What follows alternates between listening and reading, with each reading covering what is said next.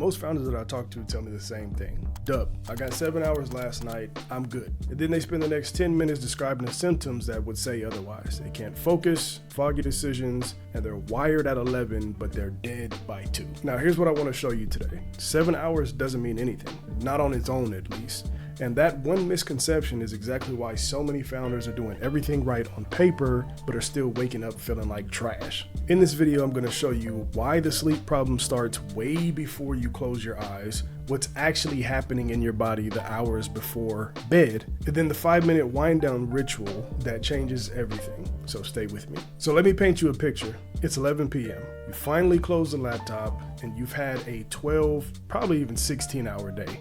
Back-to-back calls, a decision you're still second guessing, 3 things you meant to follow up on that you didn't. You're exhausted. But the second your head hits the pillow, your brain lights up. And you're like, did I follow up with that lead? What's the actual plan for tomorrow? Did I send that email? And now you're lying there, eyes closed, body tired, brain running a full diagnostics check on everything that happened today and everything that needs to happen tomorrow. Do you know what that is? It's not insomnia. That is your nervous system doing exactly what you've trained it to do. You spent the last 15 years teaching your brain to be sharp, to stay on, never miss anything. And it's actually very good at its job. The problem is it doesn't have an off switch. It does have a dimmer, but nobody has showed you how to use it. And that's what this video is about. So here's the first thing I need you to understand. And this is where most people get it completely wrong. You think your sleep problem starts when you get in bed. So you try to fix it in the bed. Melatonin on the nightstand, white noise app, cold room, phone face down. And some of that stuff helps the margins. Genuinely it does. But it's like showing up to a fire with a glass of water. The real problem started 4 to 6 hours before you even laid down. And here's what I mean. Your body runs on a stress hormone called cortisol. In the morning, cortisol is the highest, and that's what wakes you up. It sharpens your focus, it gets you going in the morning. And throughout the day, it's supposed to drop naturally, gradually. And by evening, it should be low enough that your body can start producing melatonin and signal to your brain that, hey, the day is over, it's time to wind down. But here's what actually happens to most founders. You're on calls until 7 p.m. You're checking metrics at 9, responding to emails at 10, and every single one of those things is spiking cortisol. And what that means is your cortisol is still elevated right when your body needs it to drop. Your melatonin cannot rise when that's happening. Your nervous system never gets the memo that, hey, the workday is over. It's time to shut it down. So by the time you're in bed, your body is chemically and physiologically not ready for sleep.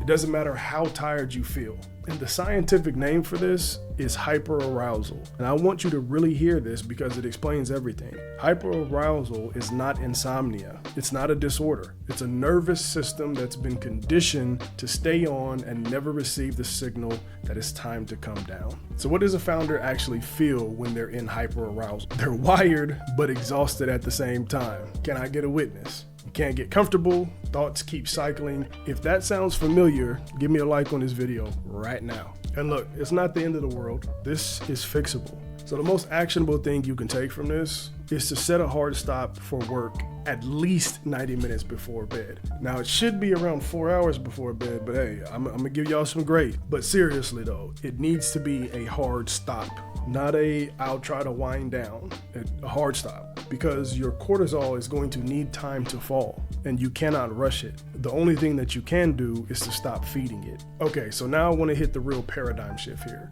because even if you understand what I just told you about cortisol and hyperarousal, most founders are still trapped by this one belief that keeps them stuck. They tend to think that if they just get more hours, the sleep problem is just going to go away. So what you do, you track 7, 8 hours on your Oura ring, right? And then you check the number in the morning, you feel good if you hit it, and I get it, but here's what nobody is telling you. Hours is a quantity metric. It's not a quality metric. You can get 8 hours of bad sleep and wake up more depleted than if you'd gotten 6 hours of deep structured sleep.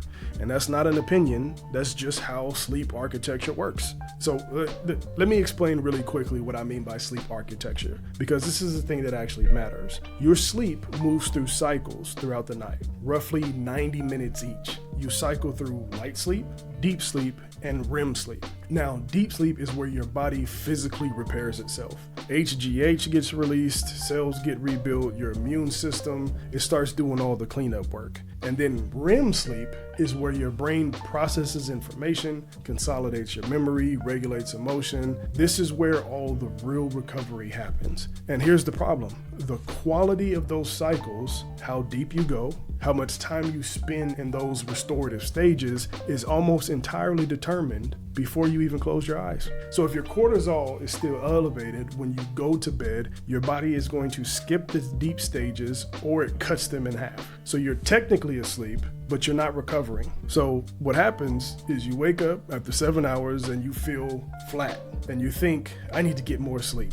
But more of the same broken sleep just gives you more broken sleep. So you don't need more hours, you need better cycles. And you get better cycles by fixing what happens before bed, not what happens when you hit the bed. So here's the image I want you to lock in. Think about landing an airplane. When a pilot is coming in for a landing, they don't just cut the engines and drop from 30,000 feet, right? There's a runway, there's a descent, a controlled, gradual approach. And that's where your nervous system needs to be every single night. A wind down runaway, not a crash landing. See, most founders are in fact treating their sleep like that crash landing. They're hammering the gas all day long, then they close the laptop at 11 p.m. and then they expect their body just to shut off. And it doesn't work that way. Your nervous system needs a signal, something that's consistent, something that's repeatable, something that reminds you that, hey, the workday is done and it's safe to come down off your high. And that signal has to start before you get into bed. That's the runway. And when you build that runway consistently, your sleep cycles actually work. You start spending real time in deep sleep. You wake up and then you feel it. It's not because you added hours, but because the hours you already had actually counted for something. That realization right there, that you don't earn deep sleep when you close your eyes, you earn it in the 30, 40, 50 couple hours before bed, that's what changes everything. And that's what's going to help you get the most out of your sleep. So let's talk about what this actually looks like at night, because this is where I want to be really practical with you. I'm not going to give you some 47-step routine. I'm going to give you the 3 things. That's it. 3 points that build your wind down runway and give your nervous system the signal that it needs to actually start to recover. Okay, so input number 1. It's the hard stop 90 minutes before bed. Screens go off, everything goes off. Not dimmed, not night shift mode. I'm talking about off, black. And I know that feels aggressive, but here's what's happening when you're on your phone or your laptop at 10 p.m. The blue light is signaling your brain that it's still daytime, and that suppresses melatonin production by up to 50%. It's not a small deficit,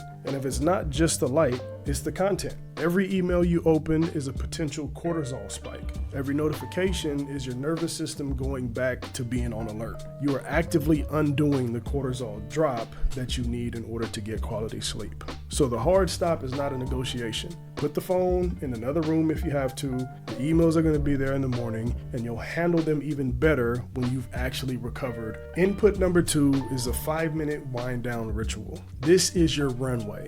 3 phases, 5 minutes total. Phase number 1, tune in to your breath. Lie down in your sleeping position and do the 4-7-8 breathing cycle. Inhale for 4 counts, hold for 7, exhale for 8. And I'm not talking about none of this shoulder breath either. Deep diaphragmatic breaths. Now that extended exhale, that 8 seconds, is stimulating your vagus nerve. And what that means is your body starts pumping the brakes. Your heart rate begins to lower, your blood pressure drops, and you literally will feel the shift in your body. I mean, right away. Not kidding.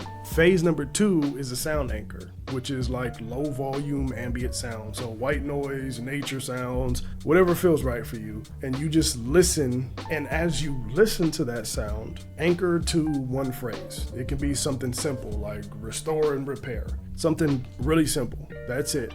And what you're doing is training your brain to associate those sounds with sleeping. Your brain is a pattern machine, as you already know. So if you do this consistently, it's going to get faster every single time. Now, phase 3 is the release. Silence the sound or fade it out and give your mind actual permission to stop working. You can say it out loud if you want to. There's nothing more I need to solve tonight. I'll start fresh in the morning. When a thought comes up, because it will, just label it. Thought parked, get to it tomorrow, and then come back to your breath. Now, this isn't no meditation stuff either. This is a nervous system cue. You are literally teaching your body that, hey, the day is done, I'm safe, time to rest. And those are the 3 phases. 5 minutes, do this every night for about 2 weeks. And then let me know in the comments what happens. Most of my clients really feel a shift within 3 to 5 nights, but 2 weeks, automatic. And the last input is to keep your room between 65 and 68 degrees. And look, I know what you're thinking. 65, 68 degrees, I'm gonna be freezing. Or that electric bill gonna be crazy, but look, it's worth it. I know it sounds crazy, but the research on this is extremely clear. Your body needs to drop its core temperature in order to enter deep sleep. That's just part of the biological process. So if your room is too warm, your body cannot make that drop efficiently. And your deep sleep cycles are going to get all sorts of jacked up, or they're going to get cut short. And this is one of the simplest things that you can do to drastically increase the quality of your sleep. I mean, most people are sleeping in rooms that are about 10 degrees too warm. So tonight, let's crank it down a little bit. So those are the 3 things. Hard stop, 90 minutes before bed, that 5-minute ritual, that wind down sequence, and a cool room. That's your runway. That's what gives your sleep cycles permission to start working. And look, if you want a full system, like every lever we covered today, plus much more, the link in the description below will lead you to my Sleep Advantage guide. It's a complete playbook built specifically for entrepreneurs. There's morning routines that set up your evening, the science on supplements that are actually worth taking, and how to protect your sleep when you're traveling or under pressure. Just click the link below, grab it, skim through it, start implementing some stuff tonight.